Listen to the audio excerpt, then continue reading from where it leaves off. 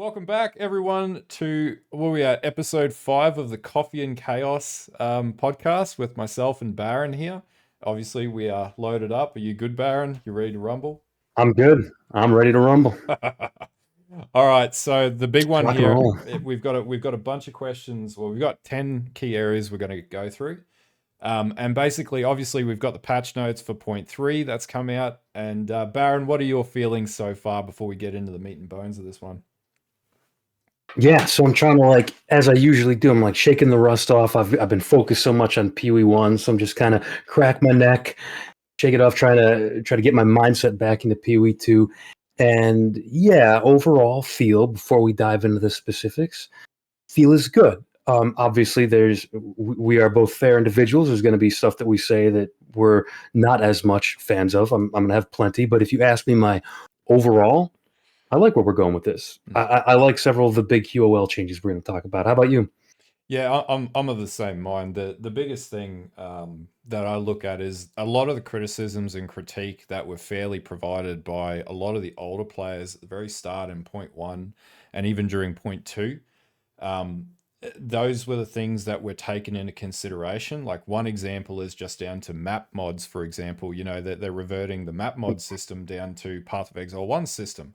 The biggest thing that Yep. I see, and they even made the comment themselves, and I think in their defense, they had to try new things, right? So you can't say that they didn't try new things, but then trying to reinvent the wheel and perfect something that was already fundamentally perfect in an ARPG that's considered the crowning jewel of ARPGs is just unnecessary, and it's good that they've come to this realization in patch 3 at least, or the major patch 3, which is fantastic. So yeah. Look, I try to have some empathy for the fact that I'm not a developer. I'm not behind the scenes there. I don't see exactly how it's going, but it's tough sometimes when you see things like the map mods, or we can get into talk a little bit more later, like the boss token access thing, where you see like they solved this problem in Path of Exile 1. In the case of map mods, I don't know if it was ever a problem, but for like the boss tokens, that was a problem in Path of Exile 1. Everybody acknowledged it, and then they solved it over a year ago, and then we recreated the wheel and then had to resolve the problem. So like I'm always glad when the problem gets solved. It's just a bit of a head scratcher when it's like, how little communication is there between the teams that you felt that you had to resolve this. But yeah, for the map mods, I think for those who don't know, it's changed so that like instead of there being here are your positive map mods, here are your negative map mods, sometimes you're going to have a lot of one and none of the other. No, now it's that each mod adds a little bit good and a little bit bad, so that there's always a tight correlation between the more mods you've got, the more dangerous it is, but the more stuff you get, which I think is way more intuitive and sensible. No more 20% temporal chains roll. Yeah. That's wild. All right, Yeah. let's get into it. So the first one off the ranks we got here is new content being added. So obviously we're getting Act 4, the interludes, and we got it bundled in here, sprinting, which I guess is Yeah. probably the biggest thing that we're going to talk about in this part. What's your feelings about these changes and the added content, mate? Well, I think we wouldn't be doing our service to the audience if we didn't address quickly the elephant in the room, that among the new changes are not any new classes or ascendancies whatsoever. Which, look, I've seen people say, and like, I don't know how I feel about this extreme position, but like, I'm not coming back until there's a new class. Like that, well, that's up to the individual, I suppose. That's not my take on it. I'm disappointed, sure. It would have been great to see a new class, have something to fiddle around with, whether that was going to be Druid, Marauder, whoever it was. Druid seems the most likely based on the leaked voice lines. So it would have been nice, but I can't say that I'm super up in arms about it. Their logic for why they didn't put it forward, they wanted to wait until they had something respectable. Great, understand that.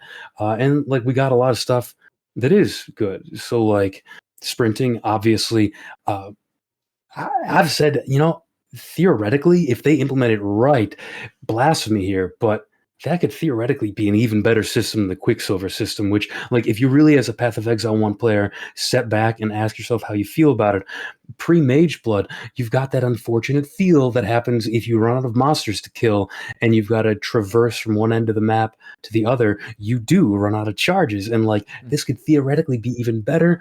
I think the downside of getting knocked to the ground is totally reasonable. You know, you can just stop and use a skill, whatever. Yeah, and there's a lot of other changes, but I just wanted to bounce it to you for a bit first.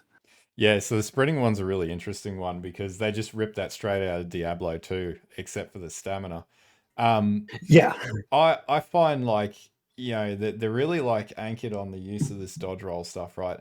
I actually would have like coin for coin, I would have just put the Diablo 2 sprint system into the game and had an ability to automate it. And then just have like a stamina mod over time that grows and then you can like modify it out. As opposed like what they did's creative, but again, like if you're a lazy player, you don't want to hold down space button, and that's sort of me. Um, and then like, fair. yeah, exactly. Like some of us just want to play auto bombers and stuff like that.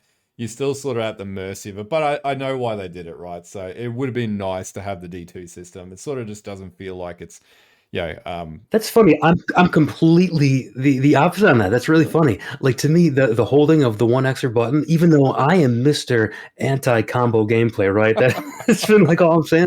Like I'm cool with combos, just don't want yeah, to be mandatory. yeah, Caveat. But like I'm cool to hold down a button because like I feel like I'm immediately getting something really, yeah, really dopamine out of it that I get to go fast. Whereas I don't want the stamina to run out. You know, I feel like that's a cycling buff, which I hate. Cycling buffs where like suddenly I'm fast, I'm fast, I'm fast, I'm slow, I'm slow, I'm slow. Or you have to invest into it and then suddenly you're in the position of like the item rarity or, you know, like the weapon swap speed, which they thankfully got rid of, where you're having to sacrifice your offense or defense for this quality of life thing, you know, to get more stamina. So I wouldn't have loved that. So that's funny. Yeah, I'm on the opposite side of this one. I would have liked a stamina trinket. I, I know. Like I'm neither. I'm like impartial to it. Like I like the fact that it's coming to the game and it's going to be a big game changer. And people are. It's going to be like people are going to go, oh, this is actually amazing now that in between combat points you can run to them. I sort of like that what'll come out of hardcore as well with the stun mechanic, where like if you run too far, you're going to get bonked backwards. I think that's fantastic. So, like, There's going to be one or two rip clips of somebody just oh, trying to use a skill and not able to get out of their sprint and go, no, no, no, no, no. And then it's gonna splat. be glorious. It's like, you know, oh, there goes your hardcore character. You know, get out of here. But I guess that That's like hardcore for you, though. exactly. But I guess that brings us to like the new Act 4, and obviously the interludes. So the interludes, for anyone who doesn't know, is the transitional acts between levels 60 to 65, and they're just like quest lines that you can do openly, and it's just a placeholder for what will be Act 5, which is Oriath and the return to Oriath and the Luminaris storyline. But we haven't, you know, we're not going to cover off on the spoilers in this video. I've already done a video covering off on that. Um, but yeah, the Act 4 content, like what was your feel of it, Baron? You does it look good to you or any gaps there? It it does, and I've got the art book back there, which is where I know a lot of the other spoilers come from. So I've kind of been like restraining myself from really heavily going through it until you actually like get to the act that it's, you know, that you're actually getting the content for. Love the thematics of it, the Karui thing. I think it's interesting. They're going with the totally non-linear act. You can go from to whichever island you want, like 8 different ones, I think. Um, Honestly, if it goes well, I've got no problem with more of that. That's kind of that classic RPG experience where like you kind of choose your own adventure sort of thing.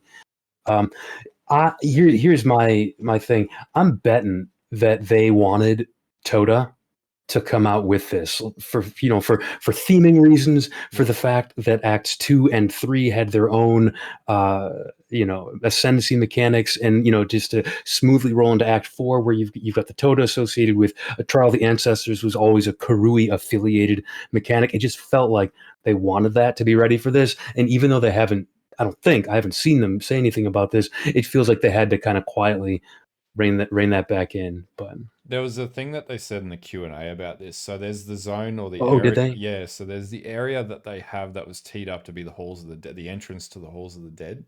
Right now, there's Okay. like an encounter that they put in as a placeholder because they didn't have time to wrap up the toter. Um, I think Nice. like people are a little disappointed about Tota not coming into it yet, and it would have been really nice. But I think what we did get out of this, like the interludes, was a good idea, and I do agree with Oh Jonathan yeah. on it. I think that was a great inclusion because like we're done with Cruel. Like no one wants to play through the damn campaign again for the first three acts or whatever. It would have been weird like doing just Act One. I think Act Four as well is the same duration of like Act one and two or something like that, or act one, two, and three combined. So the way that they pitched, there was a leak slide deck that came out from I think it was like something in China or something like that. Basically Hmm. said that the duration or the time of Act Four will be equivalent to one, two, and three. If you were to play through Cruel, which would be faster than the initial playthrough, but it would still be quite long. And then Oriath comes out. Who knows how long that's going to be? It's probably going to be a shorter act to close it off quicker. But I love the new content. I think it's fantastic, and the themology is really cool. It's um one thing about it is it's actually the content that was available at ExileCon, and I remember playing it and didn't think anything Mm. of it because like at the time we didn't know much about anything, and yeah, no, we played it at ExileCon, so it's content that's been there in development and active for some time, but obviously they've had to add flesh over the top of the skeleton and flesh it out better. And it was a lot of fun. That the boss that's in the big like gladiator like beast pen sort of thing, that was actually one of the Mhm. bosses. They were sending people in with two-handed maces in the playthrough in the playtest at ExileCon to go and fight to see if they could fight it. And that's when we were like, oh, the game's not going to be this difficult sort of thing. And then we realized no, we were all wrong. But yeah, I remember being like, I was going to my mate, no, no, no, no. That's you just got no gear, like whatever. It's not going to be like this. And then bam, like came out in point one. And we're like, yeah, we were wrong. They're working on it. They're getting there. Yeah. I will say on this front, the interludes have kind of surprised and impressed me in a couple ways. So, like the first thing that jumped out at me was them saying that they were going away, which makes sense when like when you think about the acts are going to take the place of these interludes, right? But like they actually seem like pretty well fleshed out. Yeah, they're using the kind of the assets from acts 1, 2, and 3 to kind of thematically revisit acts 1, 2, and 3, but the areas are different. You're not just like revisiting the same area with a different quest. Like they've at least made new areas with the same assets, new NPCs, voice lines and stuff, new bosses. And like the fact that they're gonna kind of scrap that stuff and just incorporate it, presumably some of the areas will become endgame map layouts, the bosses become bosses for maps. But like Yep. I'm impressed that they'd be willing to put a little bit of extra work, and I'm glad they did, into something fully acknowledging that they're like, look, it's not permanent, but the player deserves something more than just repeating acts 1 through 3. So like, kudos to them on that. Um, yeah, just the fact that like a little bit of extra oomph went into it, and I assume that the whole timing of the like Act Four will be approximately equivalent in timing thing. Does that maybe like include the interludes? Because like Mm. presumably they didn't make the whole thing like double the length plus the interludes. I wouldn't think, but yeah, I guess we don't know yet. Yeah, I think it includes the interludes from what I saw. I guess it brings like when we talk about like content release too, like so what we saw from the very start from point one throughout much of this year was a very fractured release schedule. I don't think that we're going to get a completed game by Christmas. I just don't think that that's possible. That we do No not have chance. there's not enough None. content that's been added. Ascendancies, like we're still absent ascendancies, and like the monk doesn't have was it still missing a third ascendancy and stuff like that. Hmm. Um, Hmm. but what I will say is True. being fair to GGG, where they really did like not do a very good job initially on release, and I think like they didn't understand the breadth of what they were trying to do in managing two games at the time. I think their course correction at this point for their release schedule is good. Like they came out the gate, and I've seen a lot of criticism around the extra classes, the druid not being added or the Templar or whatever. I'm not disappointed by that because one of the biggest issues I had with the game, and we'll talk through this, I think point five, we'll talk through this in more detail, is balance was one of the most important things to get right. And the reason why is about getting the foundational core of the game right. Exactly. Exactly. Like and like everybody can whinge about as much, oh, they didn't do this, they didn't add this, they didn't do this right. But if they never focused on fixing the guts of the game, like the thing that makes everything tick, we'll talk about it soon about the gem system overhaul is a great example Mhm. for this. It's such a massive change, and I don't think like people actually understand how big that change is. Like that makes every single build that's ever been put together to date redundant, because you can have multiple skills with like martial tempo or faster attacks and what because they're renaming everything as well. Yeah. That's enormous. Like that is mechanically it's going to break a lot of stuff. Like, but yeah, that But like this goes to what you and I were kind of talking about before we got started on the line, but was like you get people who are complaining about, oh, they nuked my specific build and stuff like that. Like number one, it's Path of Exile, that's gonna happen, get used to it. But number two, I'm way more interested. I don't care if one build or 10 builds gets nuked. That has no impact on me whatsoever. It's like you said, it's the structure, the foundational, the skeleton of the game. Make sure that is strong, and then worry about the balance tweaks. And like, it's the same thing with the map mods we talked about. I saw somebody complaining about like, oh, well, now that the overall maximum top end quantity that you can get with the new system is lower. I don't care if it's like 15 or 20% low. I don't care. The structure of the game is strong. Now they've put a good foundation in how you roll the map bots. It's the same thing. Get the foundation in place first, worry about the little tweaks later. we're likely going to have people kick up about the high-end loot drop tables because of that. Oh For yeah. for those who don't know, in Path of Exile 1, you don't walk into a map and have 20 exalts drop in a map, right? It's just not a thing. Like if you're map blasting, you got to do 100% deli, you got to do all these things to juice the crap out of your maps, but it's also why the league content is designed so differently so that it's rewarding to focus into league content, which is where like, their initial design philosophy was like just play all the league content equally and nothing is a specialist build in anything. What we're going to see with this is a divergent from their original philosophy, and we'll talk through this. We got point 0.8 design philosophy. Um, we're going to see a change where they're going to move away from every build should be able to do absolutely everything to specific builds should do specific things. And that, I think we spoke about this in an earlier podcast that we did. We did.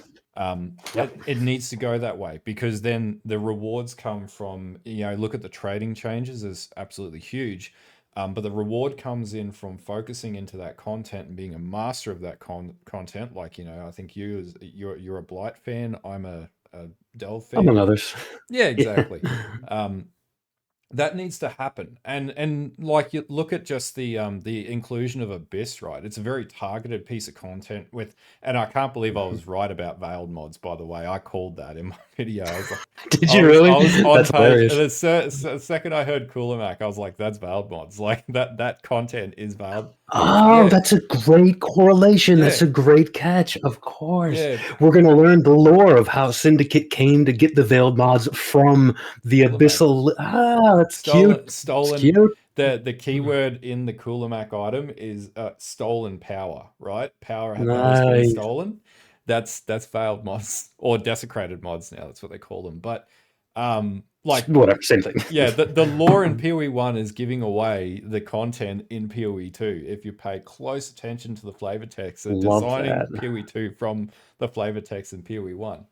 But I guess that drags us into the next part, which is class and ascendancy changes. So obviously we had a lot of changes, Baron. What's your feelings about this? Yeah, so we already kind of discussed like, all right, no new ones, got that out of the way. Um, all right, I would say on the whole, my feelings are 40% like great stuff, happy to fiddle around with it.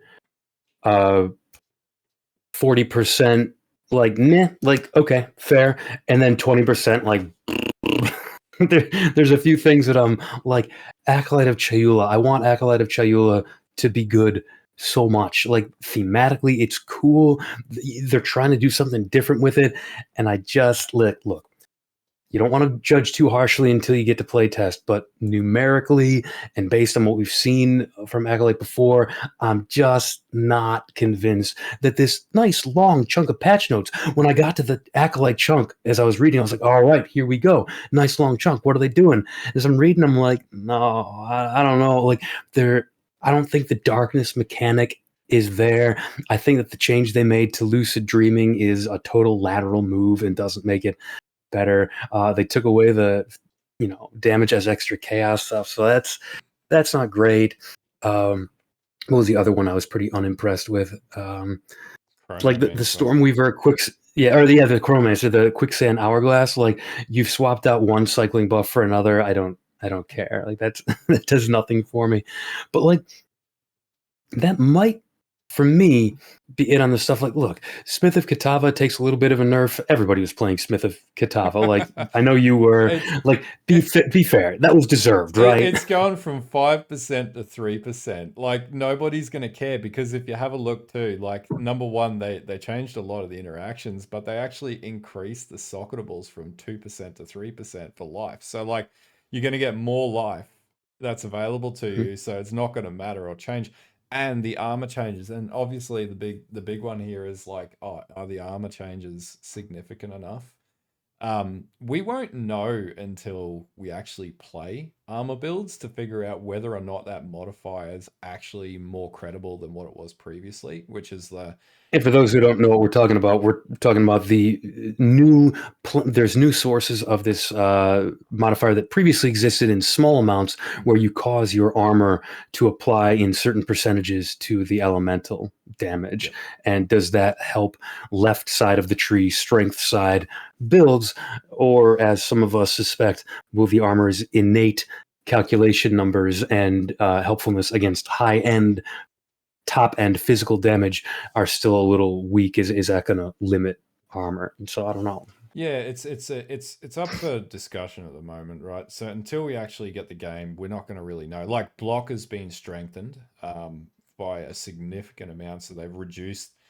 And this again, For this is non-warbringers. yeah, Warbringer. Like, I was gonna say, ascendancy wise, like, Warbringer is an amazing ascendancy now. Like, it is OP as shit. Like, Jade, was it the stacks of Jade now from Jade Heritage, no longer a loss when taking damage, is so crazy overpowered. It's just So the build that I was fiddling around with Warbringer, I stacked a bunch of evasion anyway, so that I wasn't even often losing Jade stacks, because like, you don't get hit that often, mm, and when you do, you block, but then you gain your Jade back. But yeah, for people who don't want to stack evasion, and you shouldn't need to as a as a strength character, like, you shouldn't need to stack evasion. Well, they've made that easier now to not need to, and you my get to keep your Jade stacks. my league start is going to use iron reflexes because I'm using quarter Nice, staffs on the Warbringer to do armor break. I was playing with it good today. man. Clean my way through Act Two. I was like, yeah, this is way too fun.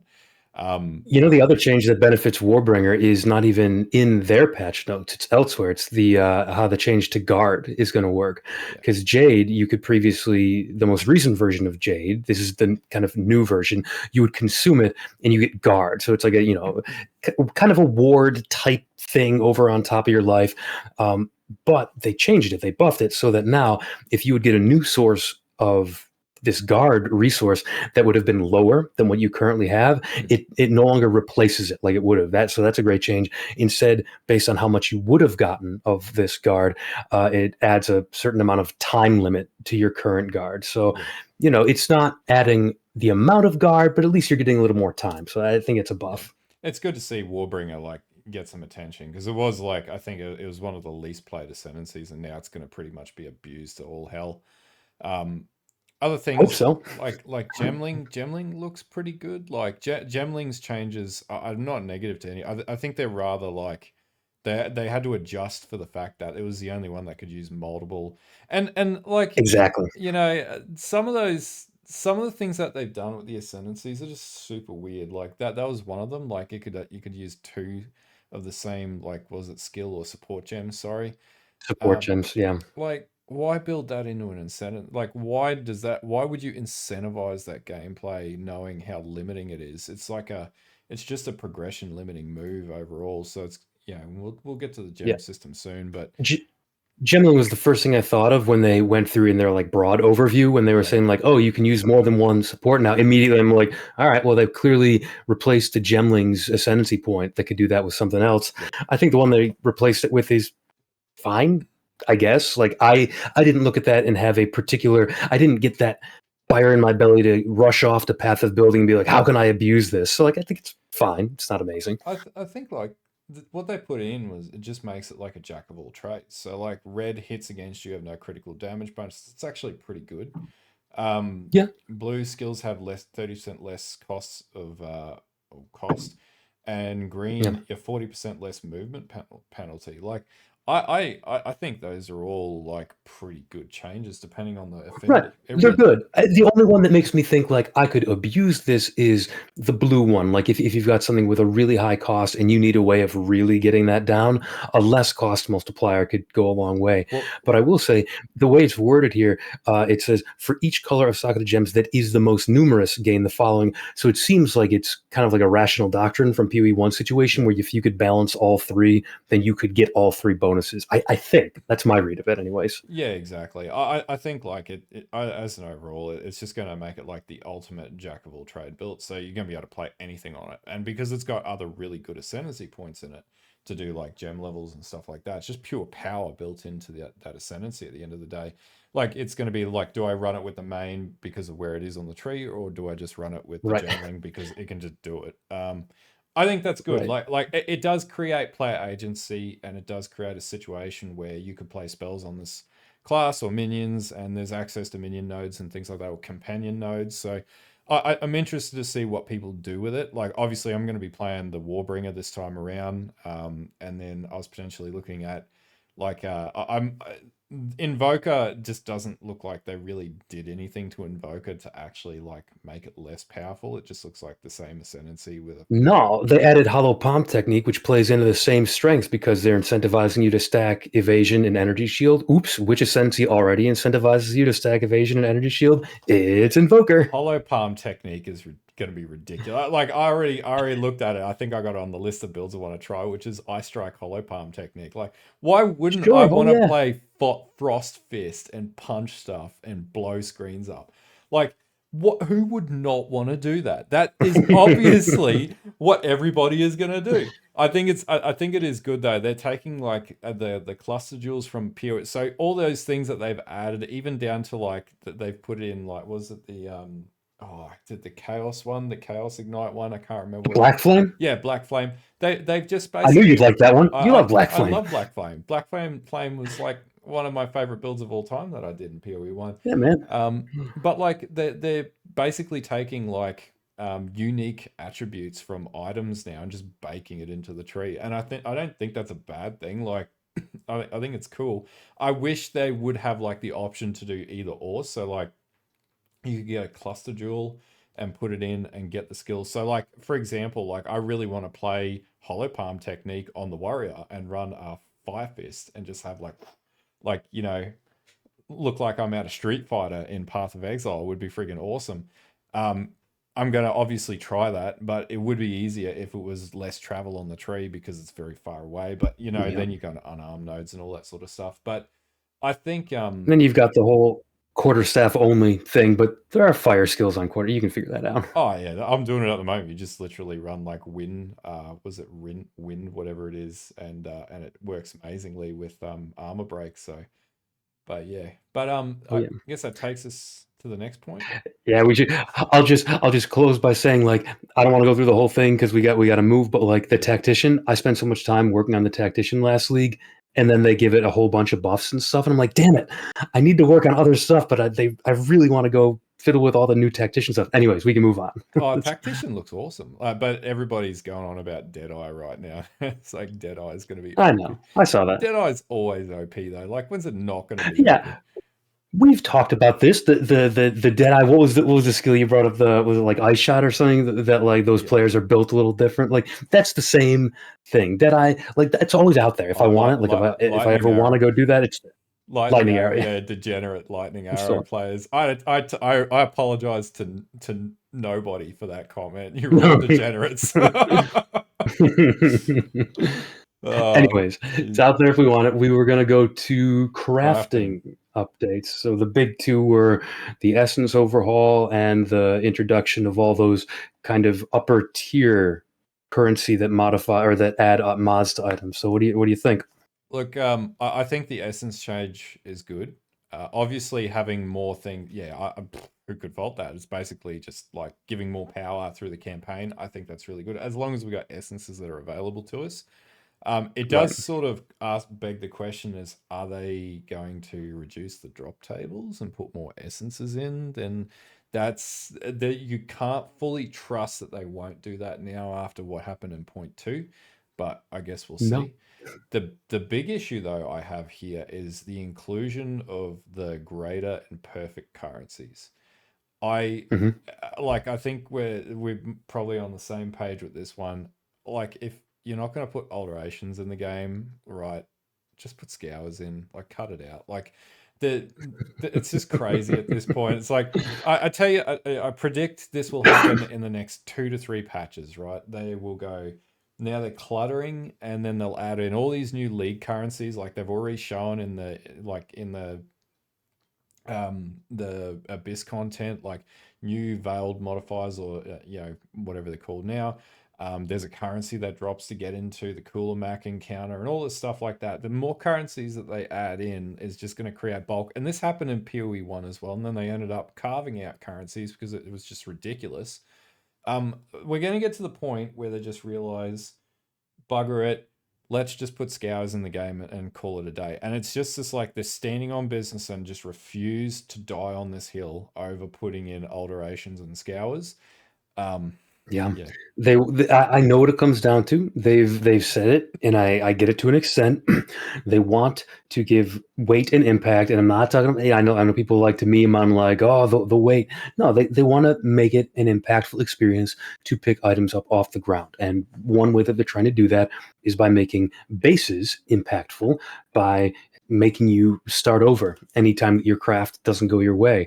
And I get it and I don't care. Find a different way of making items on the ground impactful because if I'm doing like a real crafting project where I might have to start over from scratch 40, 80, 100 times, please don't make me get 100 bases off the ground. I'm just not going to do the crafting project. Even though I know that it's mathematically possible, even with the new trade system, spoiler alert, that I could just go to different people's hideouts and grab up all their bases. Like, I don't know if I can be asked to do that. yeah, and it's just down to like last epoch just nailed it perfectly with their deterministic crafting. Like that system is, for the most almost faultless. You get so much power with minimal mucking around and tedium. But it's you still have to work for it to a degree, and they just nailed it out. They hit that ball out of the park, right? I don't know Nice. what GGG's issue is with when it comes to crafting. They don't want to put the bench in. They like you said, they want it to be impactful, right? But all they're doing is creating tedium. There are people that defend the decision, and the problem is if those same people got scours, they would very quickly realize that the current system is garbage and scours 100% of the way moving forwards. Like it just hands down, they'll go, yeah, I'll never pick gear up ever again.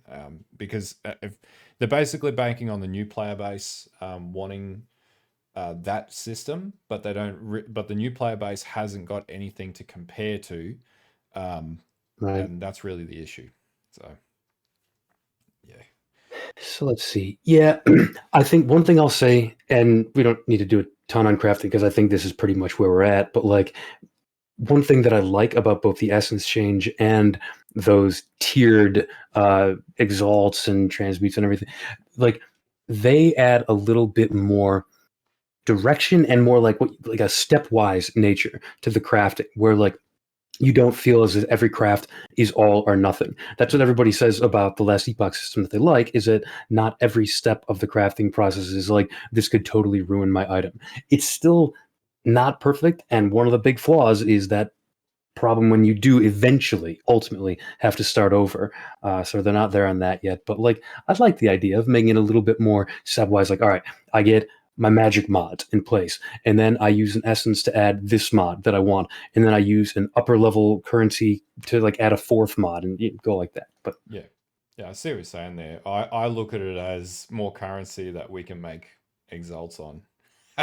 oh yeah, that too for That's sure. that's all it is. It's like more shit to sell. Um, that's- Exactly, and like for the newer players, like this will make it easier to understand where some of your profit is coming from. It's often difficult to see like how the stuff that I'm picking up off the ground translates into profit. Well, here you've got a slew of just like currency things. Like it's very clear how much they're worth. Go talk to Alvin and Sell, no problem. Anyways, yeah. So gem system overhaul thoughts. yeah, I've seen the thought in the community. One who said it, and I've seen a couple other people say it, and I get where they're coming from on this. That by removing the limitation on, you can now use a support gem as many times as you want on your build, that you're kind of, in a way, uh, restricting decision making, because now if you've got multiple skills that can benefit from the numerically best support gem, then basically you're you're just saying that those skills have one or two less gem sockets, and you kind of consider those numerical supports just baked in, because you'd be crazy to ever use that skill without the numerically best damaging support gem. And in the previous system, there was more decision making, but like I don't know, I feel like that decision making was kind of enforced in its own way. Like it was also like a false decision making, because I wouldn't have included this crazy, niche utility support gem. I would have just made the, the numerically best decision. So like I'm not as maybe up in arms about that one as others have been. I love, but the other major things that we've got on the list to discuss are like just straight wins. Attribute requirements being reduced for both gems and gear. Yep. Their stated reasoning on the attribute requirements was solid to me. They said, we don't want you to have to waste skill points on getting attributes. So we want you to use your skill points on interesting things. Love that. Yep. Agree. It's 20. And then the It's mana cost balancing. You've been on mana cost oh, before. It's been a shit I did show. And did a whole video on it. Like the attribute requirements been dropped on average by 25%. That's enormous. Like that is so built. mhm, That means that you can run dex things on strength, in on strength, strength on dex. Like you're not going to sit there trying to tediously muck around with trying to like get in enough, squeeze enough points in just to get your gem activated. It means using yep, level 20 and high level gems are not going to be at such a high cost.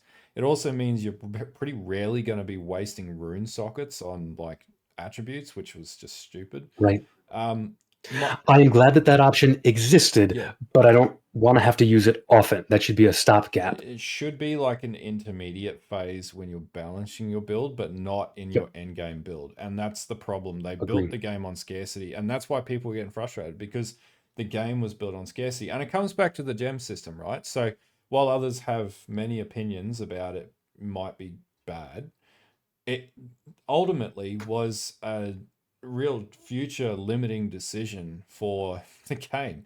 So the problem exists when like they looked at like the complexity of the naming that they put into the skill gems was one of the issues which they're fixing. Like I think Mark in the Q&A said even he was getting frustrated because they were rubbish. But the other problem that existed is there was never ever going to be a scenario where they could create enough unique support gems to be able to facilitate every skill. And the other problem then is Right, like built like they want skills to synergize, right? How are you going to do that when the pacing of skills are totally different and they don't match one another because of the design or whatever it might be? And it also limits the ability into the future to bring new skills in to pace them up. So you might need really quick actions because you're a monk and you have to run martial tempo on multiple setups. You're going to do that because you want right. to quickly switch. It's like removing the switch time between weapons because it's hmm pushing that. Yep. It's and this is actually to do with game pacing, right? So the game was designed originally around this. Yeah, we come back to the term meaningful combat, right? The issue with that approach is the enemies do not believe in meaningful combat. They're No. basically the zombies out of World War Z. They zerg rush you, right? So if you're sitting there trying to line up your combo with all the time in between, but you're being zerged, you're inevitably going to fail and you're going to die. And Yep. that's basically what was happening, and that's what was frustrating players, where they were just basically reforming themselves to playing one skill builds because you don't have enough time to actually switch between skills or weapons, things like that. So while like some will say, okay, the skills, they shouldn't have taken that away, I totally disagree with that position. And my standpoint is that we'll see more build diversity and variety come from this decision, and it'll actually be a step in the direction of this the word was friction. This has come up in my streams multiple times. They basically Mhm. removed a lot of the build friction that existed previously and made the game fun. Like it's almost like a decision that was deliberately made to institute more fun into the game. I can't fault it. I think it's fantastic. It makes Path of Exile like you can have multiple skills that do poison and stack poison, so you can Right. like put more poison stacks on things by using multiple skills, and then that juices up your poisons. Is like one fantastic example of why that is great, because then it means like you could have a deck of 6 skills and switch between 6 skills in a combination and stack various levels of poison to get your max stack up, because the skill can only put 1 to 2 poisons or whatever depending on your tree. So then you could put another, however many, and people are going to do this, by the way. Then you could put another like 3 or 4 or 5 poison stacks on top, and then you're going to have like a really strong build that relies on a combo system, because all the skills have equal weighting to be able to do this one mechanic that culminates to huge damage at the very end. I think that's fantastic. That's player agency at work. But And you talk reduced friction. That actually plays into the attributes thing in a couple ways. So, like as you said, you have lower attribute requirements, so there's less friction in deciding, like, all right, I want to do a quarterstaff as a warrior. And also, alongside that, one thing they did was along the outside of the tree, which, as we all know, is Path of Exile 1.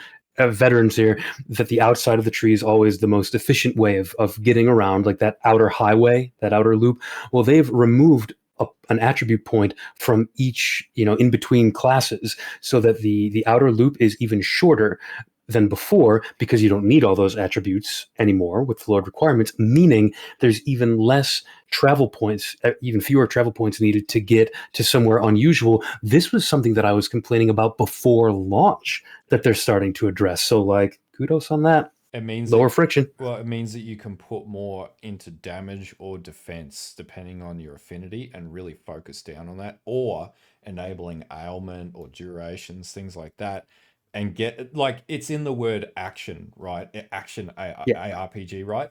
It's a it's a design philosophy that allows builds to engage in action, and also that increases your map clear speed.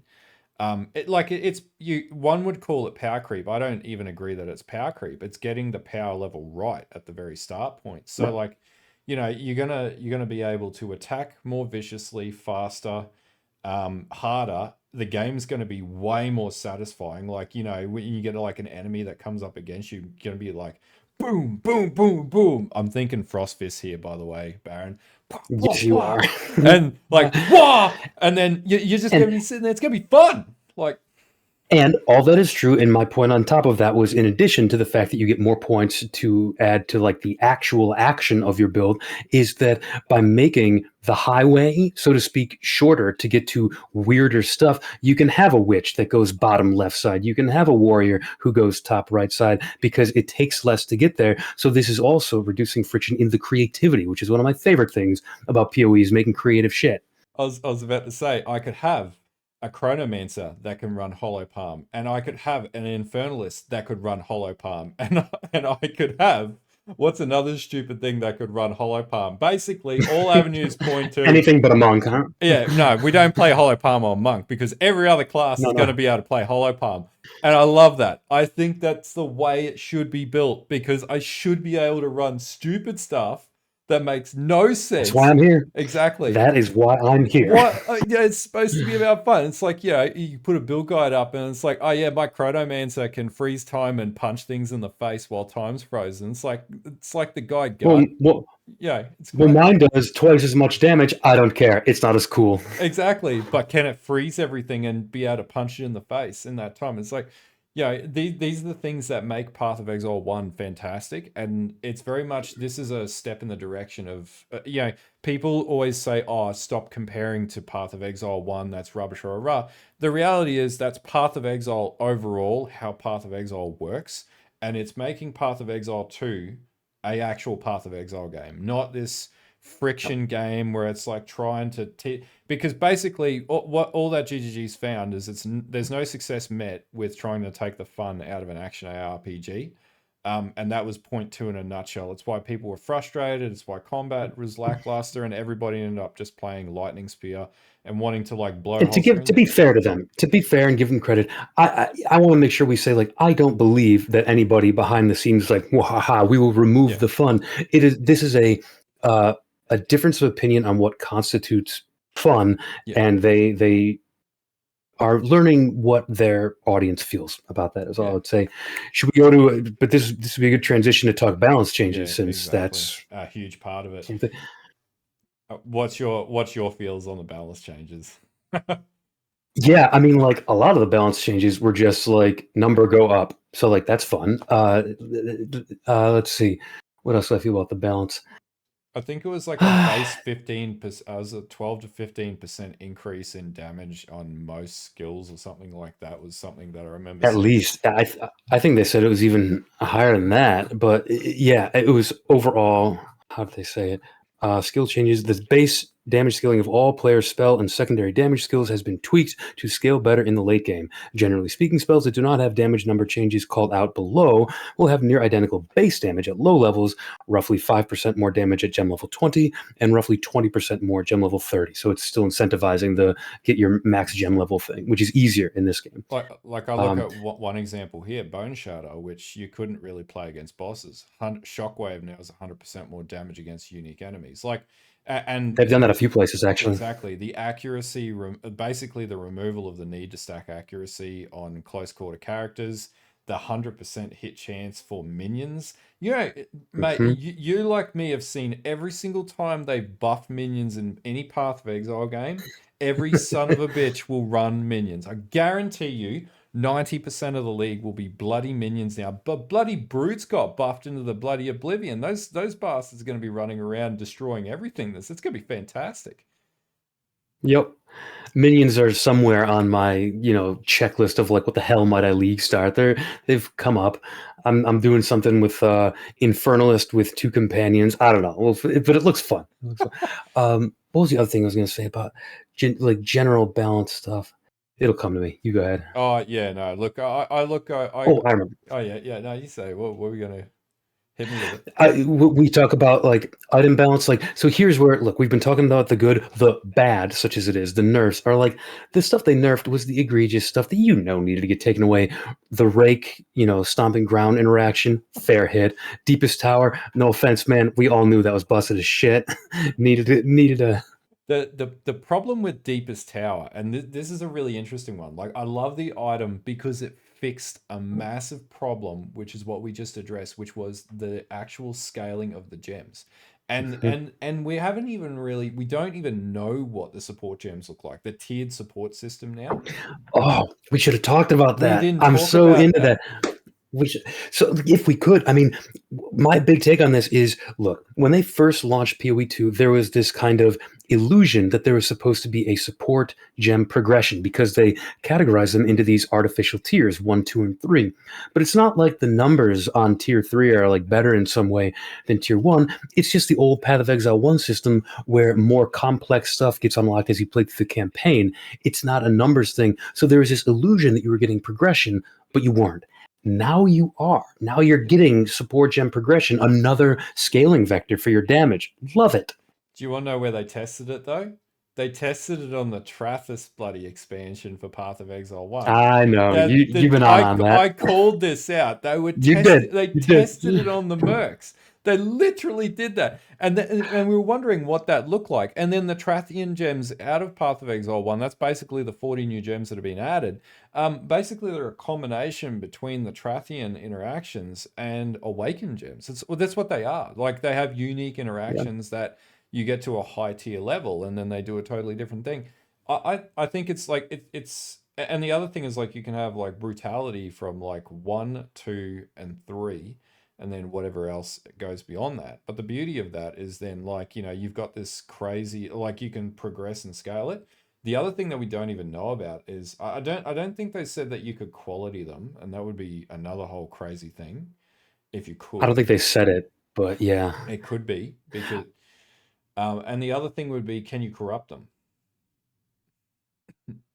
unknown. Unknown.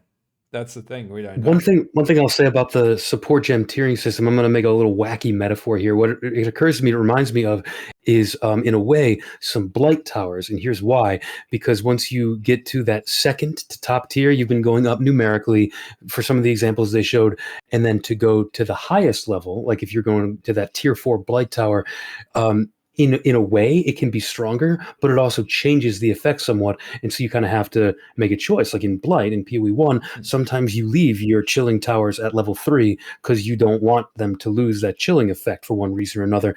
And there may be cases where you don't go to that top level because it changes the behavior of the support gem. And I'm fine with that. I think that's cool. It's more choice, more diversity, opportunity. So, I think if it puts in a decision, then I'm totally fine with that.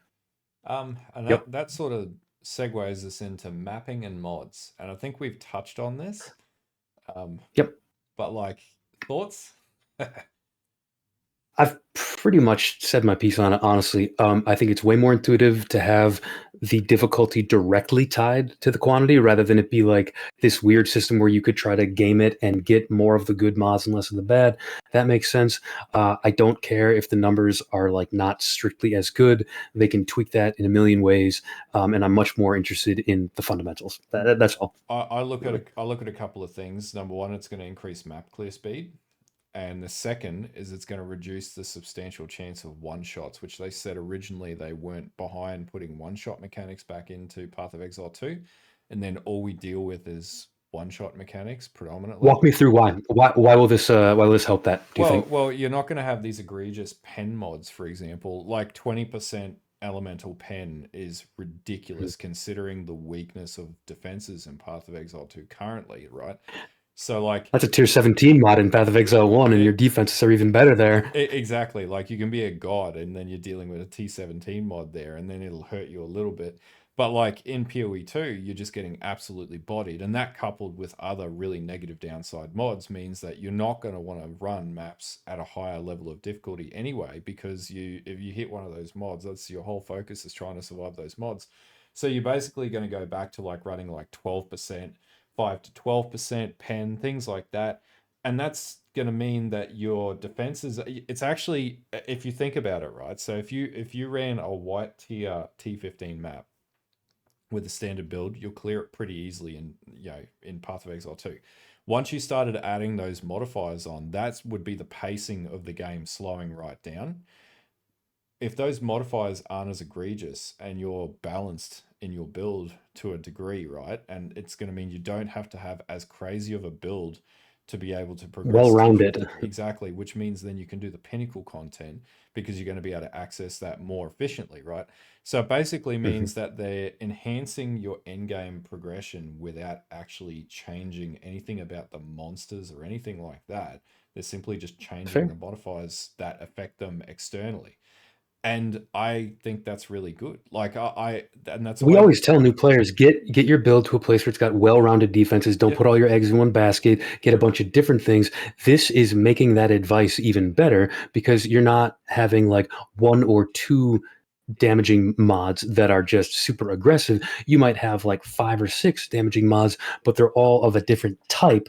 And so the fact that your defenses are distributed across different things is now more impactful. That's my take on it, anyways. yeah, and you're going to work through that map way quicker than, and this is them not reducing the map size, because if they don't want to do that, then okay, you're going to be able to then sprint through a map and clear it quicker, which increases the level of map blasting potential for our game, which means people are going to have a lot more fun blasting maps and progressing the tree instead of getting loggerhead into a node that's so ridiculous that you're never going to get past it. It's basically the way that T15s work or T16s work in Path of Exile 1. And that's what it will end up feeling like where like you have less portals, but you're gonna die significantly less, and there'll be that one occasion where you do die when you have one portal left with all the mods, and you're gonna feel like you weren't robbed basically because you go, okay, well, that mod was just a bit too much over the top, and I made a mistake, right? As opposed to what it is now, where even though they changed the portal and the scaling for the number of portals, it just feels like garbage when you get taken out, when you get taken out consistently because the mods are so stacked up egregiously and powerful.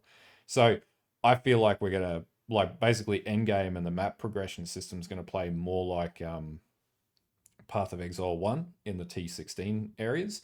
So, like, once your Yep. build's at a certain level, you're just going to blast through, which also probably means that because of that, you're going to progress quicker. So, you'll be able to get to level 100, and that'll actually be meaningful. And then your focus is really going to be taking on the end game pinnacle content as your main target. So, you're actually going to progress the end game to a point where you can actually take on the end game, and it's going to be more balanced towards casual players to a degree there too.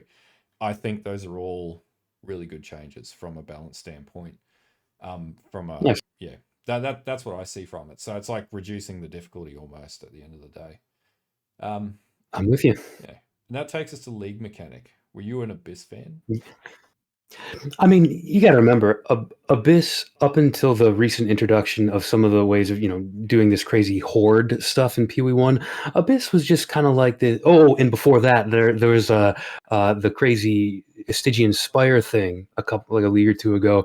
But for a lot of Path of Exile's history, Abyss was just like this thing that you could do that would add a few more monsters into your map, but it was really annoying because you'd have to backtrack and the Abyss would like go the wrong way and stuff. A lot of us would just ignore Abyss. Like it wasn't worth using. And only slowly did it become like an actual mechanic with some complexity, some decision making. It wasn't just like add some monsters in a sort of annoying way and became worth juicing. But like, um, so this is going to be different from what we understand. Like this is not going to be identical to Abyss in PoE1. It resembles it kind of superficially, but it looks like we're interacting with it in a slightly different way. It's got more unique rewards. There's no Stygian vices and abyssal jewels. It's more this syndicate type, veiled currency sort of thing. So I don't have enough of an impression yet. Like I want to play with it and see what I think. But overall, I'm glad that we're introducing full leagues now, and introducing newer players to this idea that a new league is a fresh start. There are fun new things to check out because a lot of newer players don't get this whole like, why the hell would I want to start a new character every few months? Like, well, number one, you're going to get good at making your character pretty complete in that time, Yeah. so you'll want something fresh. And number two, there's fun stuff to come back for. So what about you? I sort of looked at it as a real step forwards in the way that they're just redesigning old content for Path of Exile. So obviously, Hmm. like I drew the line between the Cooler Mac reference being obviously an item that drops in Syndicate in Path of Exile 1, right? And then basically, okay, well, veiled modifiers exist in Syndicate as one of the main mechanics that come out of that. And then basically threaded that back to, okay, well, this must mean, that we're getting Abyss cross with this, and this would be really cool. Um, I actually think that that's the right direction to take, and the reason why is like you look at the mechanics they added, essences they had to like upgrade because it wasn't very good. And then you look at like Delirium just feels like it is what it is. It's not very creative. It's just like porting the same. I reckon they'll actually change that too. I reckon what they've got in there currently was just like a placeholder to get an end game up and going, which is exactly what they more or less stated. Even ultimatum and whatnot. I reckon they'll change a lot of those mechanics over time so that they follow that philosophy that's going on with like Abyss. Abyss feels like it's creative, like the way that they're implementing the mechanic. It comes across as a new mechanic that uses like being able to jump into the abyss and fight Right, through it. right. I think that's fantastic. I love that. That's a really good idea, and that's what it should be about. Like this is the thing where like PoE two hardcore players, like the diehards of PoE two that throw Hmm. spade at PoE one players, right? And say we just want PoE2 to be PoE1. We don't want PoE2 to be PoE1. We want PoE2 to be its own thing, but we want PoE2 to learn from the mistakes of PoE1 so that it can grow and be Definitely. something better. Because eventually, we're going to move away from PoE1 entirely, and we're going to be all PoE2 players, because that's what the, down the track, that's what the future is going to eventually be. So we want to see mechanics that were in PoE1, recreated in a way that's more engaging. Because, like you said, Abyss in PoE1 doesn't interest me at all. Like, it was a cool league when it came out. It was something new and fresh and innovative, but it's quite a boring mechanic in PoE1 unless you're just playing for currency at the end of the day. It's tedious and whatnot. Whereas, like, in PoE2, it looks like it's a lot of fun to play, and I want to play it. Like, and that's what I want to see. I don't want PoE2 to become PoE1. I want PoE2 to be better than PoE1. And to do that, they have to redesign stuff. And I think that's the right approach. So I think, like, Ritual will end up changing. I think Delirium will end up changing. Ultimatum. Sekima, they just called another name, but we know what that is at the end of the day. All those things should follow that same philosophy that come with, with what they're doing with Abyss, and they should be aberrantly changed. Except Delve. Delve should not be touched. Delve is perfect. Delve is perfection. Include it in its identical format. Yeah, no. Exactly. Just port it and reskin it and just call it a day. But yeah, no, that's where I stand on it. I think that, yeah, that was the right approach. And they admitted that the as Mary Wisps were not a league mechanic. It was lame. Yeah, no. Yeah, No, they it should have. wasn't much. I wouldn't be surprised if it takes a while for those things to get more than just a reskin, like a true redesign, because they've got so many other things that are going to be top of mind for a while. But you're also right that I wouldn't be surprised if that's on their back burner as something that they'd like to get around to, is making them more unique. It's just that, like, there's always going to be that sense of, well, we've got an ultimatum, we've got a ritual, we don't have a druid. So, like, what are we putting resources into right now? Yeah, they're definitely going to do the Druid next. But, down the track, it'll probably be a relaunch of the league, and when the Yeah, 1.0 comes out, they're probably already working on how they redesign it, and then we'll get a whole heap of other league ports in 1.0. I think 1.0 will be enormous, and it'll be focused on completing the base content, including a lot of the old mechanics. But and here's hoping. that sort of gets us to design and philosophy. So what we saw in this patch obviously is a big change in how they're thinking about the game. What's your feel of that? Yes, and I want to give all due credit to the many changes that we've discussed and that I've been very happy about. And like I said, I think overall this is steps in the right direction. But I would be remiss if I didn't talk about a few things that I disagree with or that worry me a little bit. And I think there's maybe two or three things like that I'm like, I'm a little dicey on that. The one was what we had talked about. And we don't need to, this one was just like a little note, like where Jonathan was getting interviewed, and he said something along the lines of, we can include X, Y, and Z without having to compromise on our vision of combo gameplay or whatever it was. And I was like, dude, compromise is the essence of diplomacy here, man. Like, just be willing to compromise a little. That's I think might have been a misphrasing, because in another interview he talked about the importance of, being able to one tap things in the appropriate situation and have maybe the end game bosses be more of the, like, combo focused thing, and that's in line with kind of how I feel about it. So I don't want to rag on him too much. But the other ones that I'm more worried about, kind of the feel of it, are, number one, this whole infusion ground effect mechanic thing that they're introducing, where across the board there's all these new effects where you do something, it creates a little pool on the ground, you run over the pool, and you get this stack of whatever infusion that you can use on other skills. And I'm just like, you had this effect in one place, the Acolyte of Chayula, who is the least played Ascendancy, nobody likes it, and you're introducing this, like, run over stuff on the ground mechanic all across the board. For me, I'm not into it. And if you're into, whoever's a player who's into that, good for you. I don't think this is a design direction I'm in favor of. That's not the kind of engaging gameplay I want, is to be running around away from monsters to go get my little glowing resource orb. It feels very Diablo 3-ish, where I'm trying to run around gathering these little orbs to power myself up.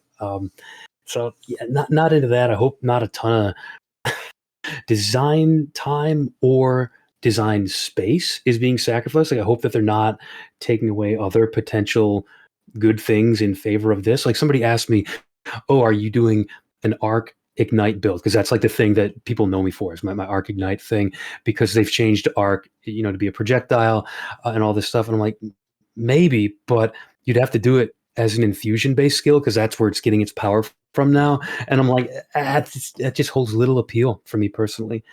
And the last thing was just the business of combining all of the elemental curses, the elemental resistance Yeah. lowering curses and exposures into one streamlined thing. Like, it worries me. Not because I think I can see immediately the writing on the wall that this one specific change is going to be bad for the game in some way, like, oh, you're taking away X, Y, and Z. It's that we have talked several times on this podcast and elsewhere about the importance of these little levers of differences, little decisions that you make, and that if you include enough different items and mechanics and decisions, it sort of becomes this organic, synergistic thing more than the sum of its parts, where you start getting interactions that were not predicted or understood until you fiddled around with it in POB, and you just never know which current things or which future things you're Mm. taking away interactions from when you unnecessarily streamline it. I just don't see the benefit in streamlining this. When, look, it's because this is what really rankles me. It's because they said that they were doing it to make combo based gameplay easier, so that you go from a fire skill to a lightning skill. With all due respect, get out of here with that. Like, if I want a combo based skill, I'll figure out how to have two curses or whatever. Like, Yeah. please don't sacrifice potential organic complexity for your enforced, you must do these combos kind of a thing. So, like, yeah, I could do without that. Anyways, Yeah. rant over. I think it's like they're struggling with how they make the game simple enough to the new player without reforming too much to the Path of Exile one way of doing things, which is adding in like ailments and anti-ailments and counter ailments and spell suppression and Alternate ailments, delirium ailments. yeah, exactly, like ailments that we don't even know about that are in the game that kill you instantly. Excuse me, Like those are debuffs. Excuse me, please get it oh, right. sorry. Oh, sorry. Exposure, like leadership's price, like brittle and all that, alternate exposures, like brittle and all the rest of it, sapped ground and all the like, at one point their whole philosophy was how much crap then can they put on your display bar for debuffs and whatnot until that's enough.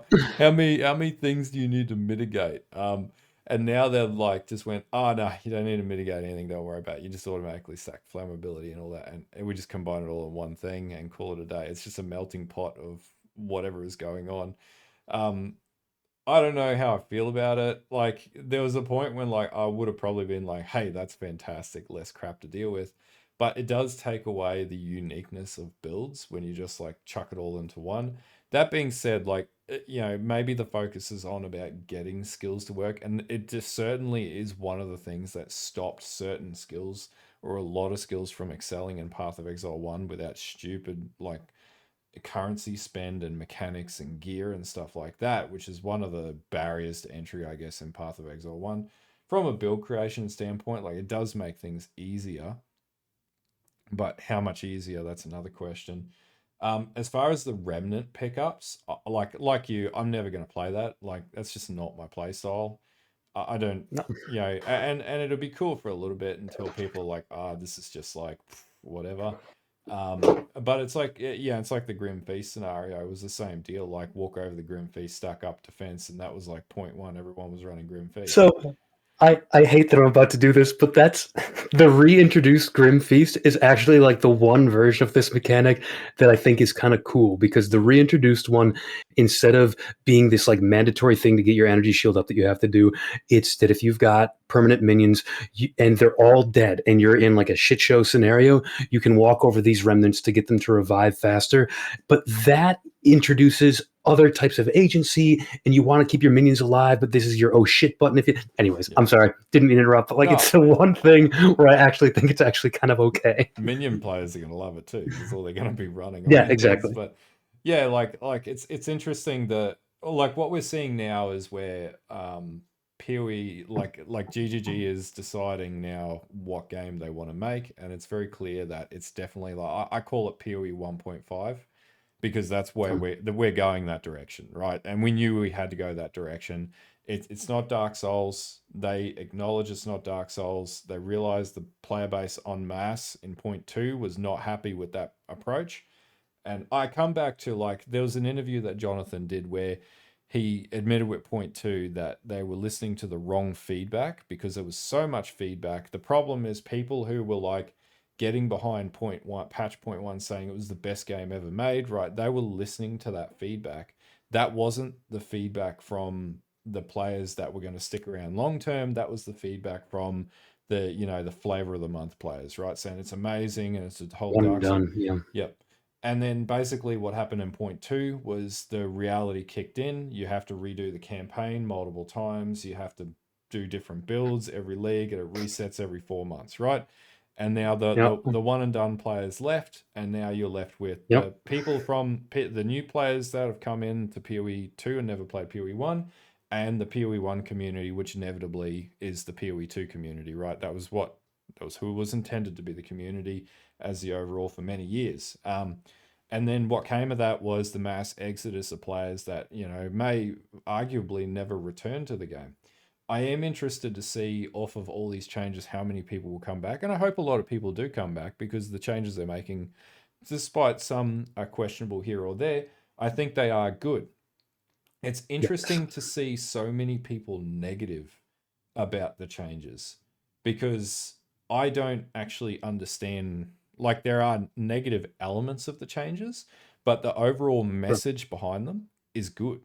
Um, so yeah, it's I think their philosophy is the right approach moving forwards. It's the approach that's going to make sure the game lives for the next 10 to 15 years, or however its long lifestyle goes. Obviously, we've seen that happen with PoE1. It's acknowledging the mistakes that they've already realized in PoE1 and basically going, okay, why reinvent the wheel when we don't need to? We've already got this mechanic and this idea of how it should work. So let's just improve upon that without changing it deliberately. And I think, like, they're getting closer and closer to that. And, like, the comment from Jonathan that doesn't think it's compromising their design philosophy. It's literally the polar opposite of the gem system that they were going to put in, and it's actually the same gem system they were going to put in originally into the game. And I think what we're actually seeing now is them realizing the game that they wanted to make was not the game that everybody wanted to play. Nobody likes Ruthless. All of us told them that.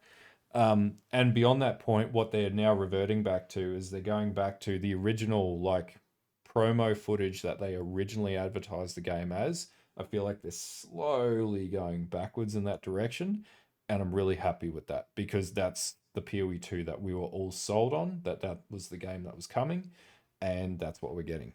And I like it.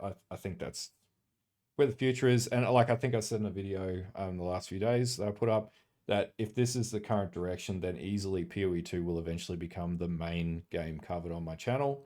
And it's moving in that direction more and more now because I really like this design philosophy. But They've just got to introduce Delve 2.0, then you'll be good to go, man. I will never leave the delves of PoE2. I need a new Crystal King.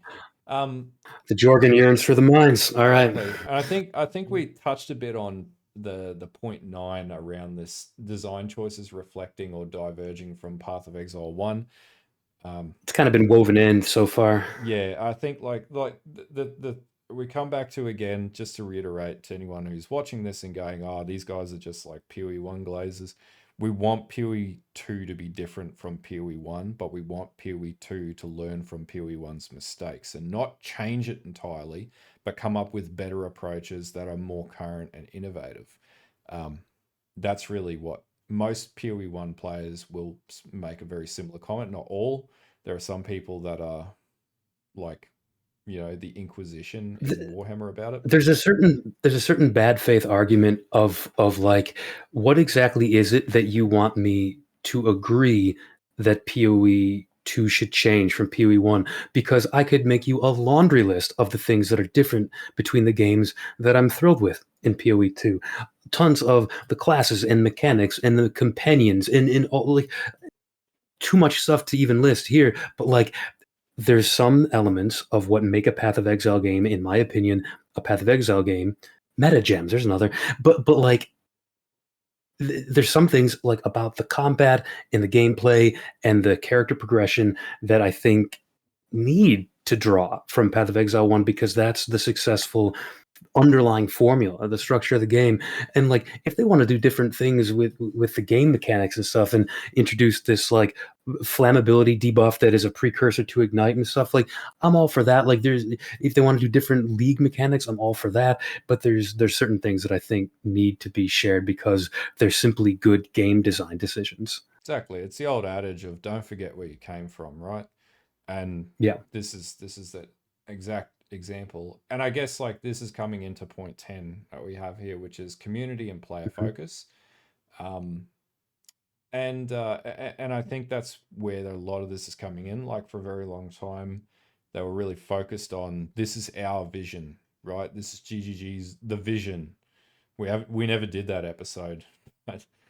Nope. The Still on the back burner. You never know. We're gonna need to pull that one out. it we Emergency escape button. if they make some bad like divisive choices, we will do that episode and pull apart the vision, right, in great levels of detail because that I'm ready. this thing is like a horror. It's like the haunted house scenario. It's like the ghost that keeps on haunting the goddamn. It's like the Amityville horror. That damn vision is the boogeyman or something like that. It's the vision more or less it needs to just die at this point. The vision needs to go The away. Vision is really like the boogeyman because most of the stories about the Vision are made up by the players. But there's an element, something. There is some truth to it back there, and so I think that at the moment it's kind of under control. I don't think that the Vision, Big V Vision, is dominating. Their mindset. They're clearly making player friendly decisions, tons of player friendly decisions, regardless of what reservations that I have. They're making decisions that have the players' fun in mind, and they deserve credit for that. So I'm not going to rag on them about the vision until and unless it is earned. So I once seen the vision kill a man with a pencil. a fucking pencil. Basically a fucking pencil. Um sorry, that one goes. I love Peter Stone, man. Anyway, so what are you playing for? What's your league starter gonna be, Baron? You got an Fuck, idea? I don't know, man.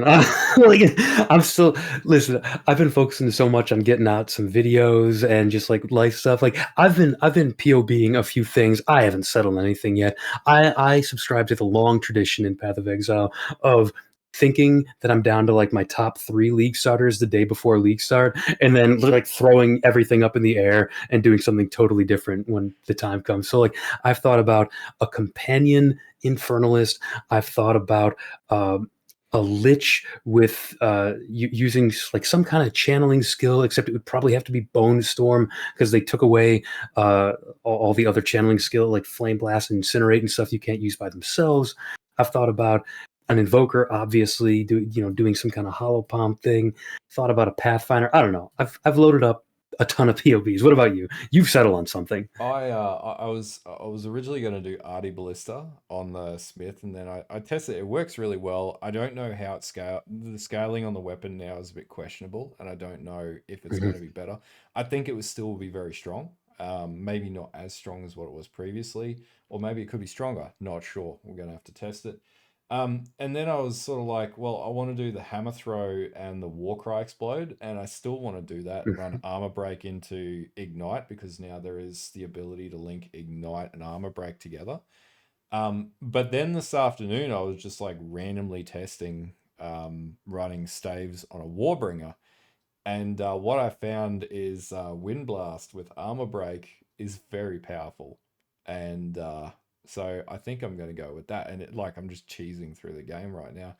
And Nice. yeah, fantastic clear. You don't even have to go near the enemy. It's ranged. It's ranged melee AoE, which is something that Warbringer excels at with armor break, and then you can run armor explode. And now that you can run armor explode on Mhm. everything, you can run was it whatever palm and basically just like double your damage. So I was like, this is interesting. So This you'd use your wind blast to break the armor, and then rush in with your like your whatever killing palm or well, you something to use take advantage with the explosion. well, you use staggering part. So you use wind blast to then like proc the days, and then you hit with Right. staggering palm, and then you've then got staggering palm.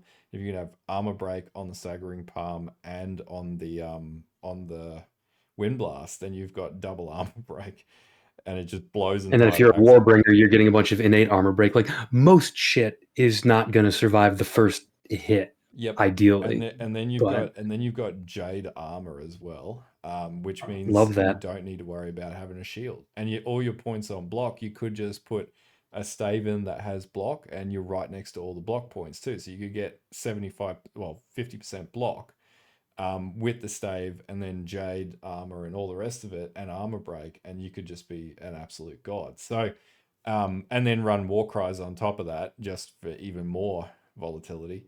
So, I was sort of playing with that, and it was really strong and really tanky, and I was like, okay, I think I might go totally off meta again and do something crazy, but yeah, it's pretty much where I got to. I think that's where I'm going to go. I'm convincing myself more and more, but I'm stuck with, I want to do the hammer and warcry setup because I just want to look like Thor with fire.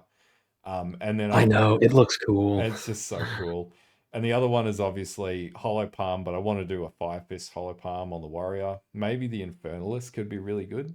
I don't know how I would do that yet, but there is probably a way. Or maybe Blood Mage Hollow Palm technique, or Gemling Hollow Palm. Or even Amazon Hollow Palm would be strong, to be honest with you. Like you can Thunder Fist Hollow Palm on the Amazon, and then just take full advantage of the leech nodes and stuff like that. Like there's so many options here that, yeah, Yeah.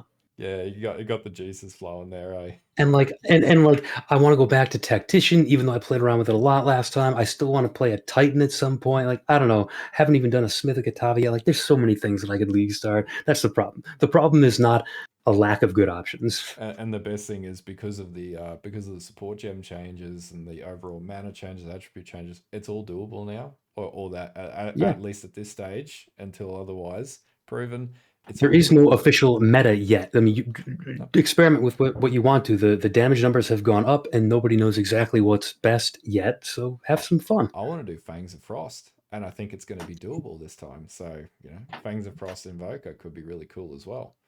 But Nice, yeah, a lot of options. All right, well, that wraps us for I think episode 5 of the Coffee and Chaos nice. podcast.